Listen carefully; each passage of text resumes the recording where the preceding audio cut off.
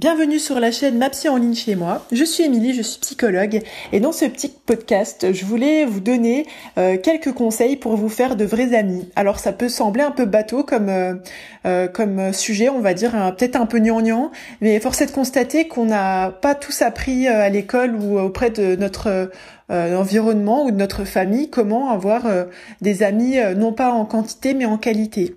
Je vais vous donner 5 conseils, je ne suis pas avare sur ce coup, pour vous aider à vous faire de vrais amis. Alors quand je dis il y a pas de faux amis, un faux ami n'est pas un vrai ami. Donc pour vous faire des vrais amis, des amitiés sincères.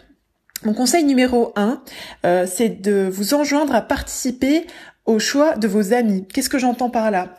Parfois, on est choisi en fait par des personnes. On sent que les gens, entre guillemets, ont envie de se rapprocher de nous, ont envie de squatter avec nous. Pas toujours pour les bonnes raisons. C'est-à-dire que parfois, c'est pour des intérêts. Alors, il n'y a pas de mal. Par exemple, peut-être vous êtes une personne très drôle et on a envie d'être votre ami parce que vous faites des super blagues. Mais comment dirais-je, on veut avoir quelque chose de vous, c'est-à-dire des bons moments, mais sans forcément avoir, entre guillemets, quelque chose en contrepartie, je peux dire ça comme ça, à vous proposer. Donc je vous ai donné un exemple de comment on est choisi, mais là, ce que je vous invite en fait, c'est à conscientiser la participation à ce choix amical. C'est-à-dire que dans l'idéal, on se choisit mutuellement et on n'est pas choisi, c'est-à-dire qu'on n'est pas contraint d'entrer dans une relation. Ainsi, mon conseil numéro 1 concret, c'est participer à votre choix d'amis, c'est-à-dire ne soyez pas forcément la personne qu'on choisit, mais ayez conscience que vous ayez aussi choisi cette amitié-là. Conseil numéro 2, refusez la toxicité. Quand vous fréquentez déjà quelqu'un ou quand vous êtes sur le point de commencer à fréquenter quelqu'un, écoutez-vous. S'il y a quelque chose qui ne vous plaît pas chez cette personne, sachez dire non sans avoir crainte qu'on vous aime moins ou qu'on parle mal de vous ou quelque chose de cet ordre-là. Refusez la toxicité, sachez dire non à ce qui ne vous plaît pas. Mon conseil numéro 3, c'est choisissez des amis avec qui vous avez des valeurs communes, avec qui vous partagez une éthique, avec qui vous partagez des valeurs et une morale. Ainsi, vous serez beaucoup moins frustré et vous prendrez moins le risque d'être déçu ou trahi. Mon conseil numéro 4, c'est sachez accepter la différence en amitié. Alors qu'est-ce que j'entends par là ? C'est qu'on a différentes manières d'aimer, on a tous des éducations différentes, on a des cultures différentes, et même si les affinités sont différentes, on peut trouver un terrain d'espace commun.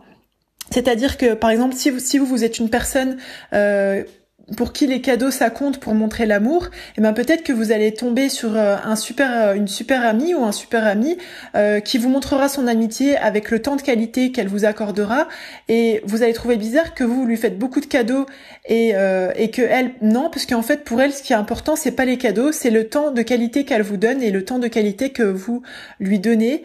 Ainsi accepter cette différence de conception, on va dire, de l'amour tant qu'elle reste saine, ça favorisera votre compétence pour vous trouver et vous garder surtout des vrais amis. Mon 5e conseil pour trouver des vrais amis, en fait, c'est d'abord travailler en vous-même vos qualités d'amis.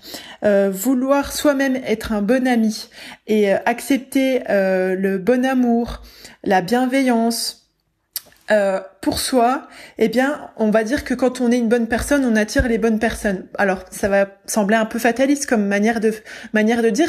En fait, ce que je veux dire par là, c'est que si vous êtes un ami maltraitant, vous allez, plutôt tolérer des gens qui vous maltraitent, parce que ça va être familier pour vous tout simplement. Il y a aucune, il y a aucune fatalité là-dedans. Si vous êtes bien traitant à votre égard, vous attirez les personnes bien traitantes puisque ça leur semblera familière. Voilà, donc mon 5e conseil, c'est travailler votre qualité d'ami pour vouloir être vous-même un bon ami et attirer les bons amis. Voilà, j'espère que ces quelques conseils vous aideront pour vous faire des vrais amis, des amis de qualité. Je vous souhaite d'être d'ailleurs bien entouré. Vous pouvez vous abonner à ma chaîne et puis me laisser un petit pouce levé pour me dire si vous avez apprécié ce podcast. N'hésitez pas, si vous avez vous-même des conseils pour vous faire des vrais amis, des bons amis, à les partager avec nous en commentaire.